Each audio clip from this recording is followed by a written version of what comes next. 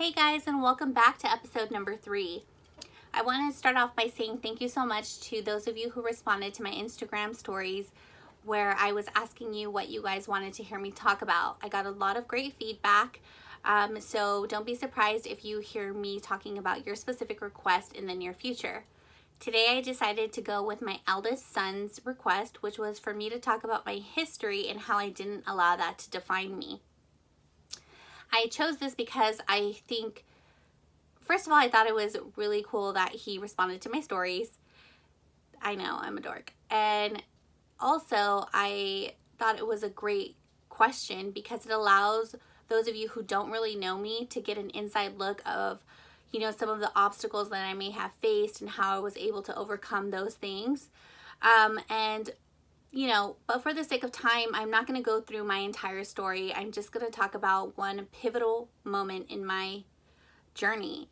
So today I'm going to talk to you about what it was like to become a mother at 16 years old. So at 16, I was a senior in high school, and obviously as a senior, there comes a lot of stress with, trying to look good for senior portraits, picking the perfect prom gown, SAT scores, deciding which colleges you want to apply to. And along with that, I was dealing with some stresses in my personal life as well. In my senior year, my family and I moved around a lot. We actually were evicted 3 times my senior year. And shortly after my son was born, we lived in a motel for a couple of months. Now, to be very clear, I am not telling you this to bash my parents, because I love and appreciate my parents for everything that they did, and I truly believe that they did the best that they could with what they knew and what they had. I'm just telling you this so that I can paint a picture of what it was like for me at 16 years old. So here I am moving around from place to place and normal senior stresses, and then boom, I'm pregnant. And obviously I was devastated. I didn't know what the hell I was going to do. I didn't have a job. I just started thinking to myself, like, what can I even offer this baby? All of these things start to run through your head. And, when I started to tell people I was pregnant, all of their negativity swarmed in. And, I started to hear things like, you're not going to do anything with your life. You're going to be another statistic. You're going to be another Latina on welfare. What can you even provide for this baby? And so on and so forth. And, the more you hear these things, the more you believe these things. And so I was overwhelmed, to say the least. And I had to make some decisions pretty quickly. So I had to have a conversation with myself and find what it is that I was able to provide for this baby. And I knew 2 things. I could shower this baby with unconditional love, and I would be able to support this baby through all of their goals and their dreams, and the rest I would figure out. And so that's what I decided to do, to love this baby unconditionally and figure the rest out. And that is exactly what I did. And I also had to decide what was more important to me, for me to pursue my goals or for me to foster this relationship and this bond with my son. And I wanted to go to school, and I did try to go to school, but I ended up dropping out. And, that was a tough decision for me, but it was really important for me to foster this relationship. And I feel that that is the reason that we have the unbreakable relationship bond that we have now. And that's not to say that we don't get into fights, because we absolutely do. My son is 2 weeks away from being 17 years old. We bicker back and forth quite often. But I'm his number 1 cheerleader, and I have shown that his entire life. And likewise, he has cheered me on his whole life. We have grown up together, and we've learned from each other. And, people said, you can't, you won't, blah, blah. And you know what? I took that all of that negativity and I used it to fuel me to say, okay, you can say that, but I'm just going to show you that you're wrong.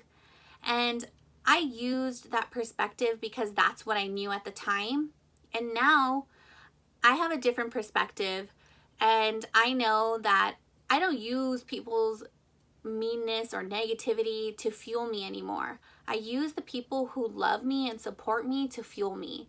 I know that I'm going to make these things happen because I don't want to disappoint the people who love me and who support me every single day.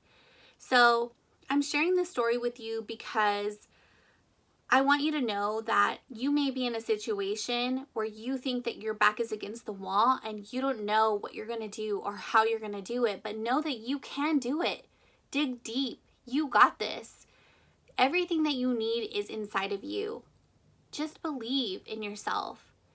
And don't get me wrong, this raising my son took a village. So I am so thankful and eternally grateful to my parents, my grandparents, my sisters, Liz and Nanette, the Melendez family, the Jaimes. Thank you guys for everything that you've done. And if I forgot anybody, I love you.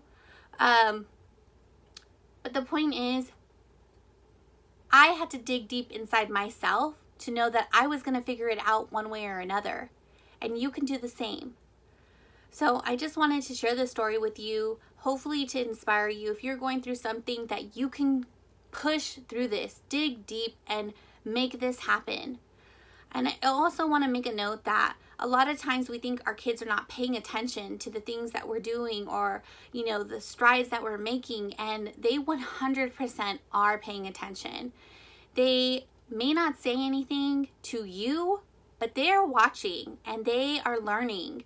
So make sure that you're showing up for yourself and for your kids. And I just want to say that I love being a mom. It's my favorite job.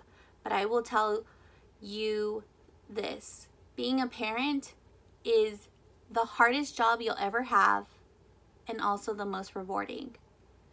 So I want to say Happy Mother's Day to all the moms out there. I hope you have a great Mother's Day and that you're treated like the queen that you are, because ain't no hood like motherhood, girl. And to all the single moms and all the single dads that are working extra hard to do what they have to do for their kids, hats off to you guys. Good job. Keep working. Keep fighting. You will get through this. And to my mom, happy Mother's Day. I love you. Thank you for always loving and supporting me. To my grandma, thank you for everything that you've always taught me and always being there for me. And to my sisters, thank you for being amazing aunts and an amazing doggy mom. To my nieces, Lucy and Belle, and teaching me how to be an amazing dog mom. And to Desiree, thank you for being awesome to my niece and my nephew. I hope you guys have an amazing week, and I can't wait to talk to you next Monday.